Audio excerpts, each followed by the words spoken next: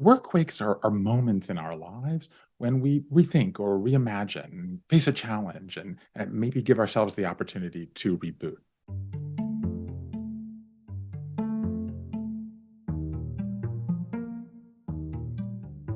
Some workquakes might be voluntary. You take a new job or you take time off to spend time with a family. Some might be involuntary. There's a pandemic or you get laid off.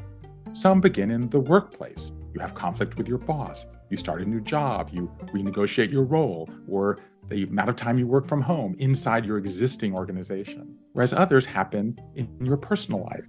Maybe you get sick. Maybe you relocate.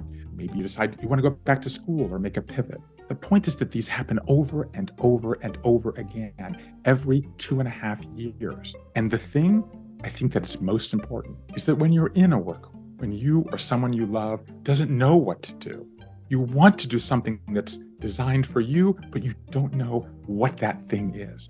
When you feel stuck and confused, ironically, the worst thing you can do is to go look for a job. Because if you start looking for a job, odds are you'll find a job. But 2.5 years from now, you'll be unfulfilled and you'll be looking for a new job. So before you start the how of finding the job, you need to ask yourself a series of questions. I call these the 6 Kipling questions. Who, what, when, where, why, and how. Who do you want to be at this moment? What do you want to be doing right now? What is your purpose today? Only by asking these questions will you make sure that you're chasing your dream. And make no mistake, the numbers tell a staggering story of how people are embracing the opportunities of this new nonlinear work life that we live in. 70% of Americans are unhappy with what we do. 3/4 of Americans in a survey just in the spring of 2023 said they plan to look for work in the next 12 months.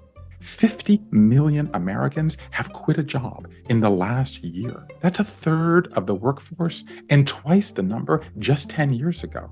And another 1/3 of the workforce are saying, I don't want to work these days in that place. They're renegotiating where, when, and how they work. You add all those numbers up, and what it means is 100 million Americans today, tonight, tomorrow will sit down with someone they love and say, I'm not happy with what I'm doing, and I want to do something else that makes me happy.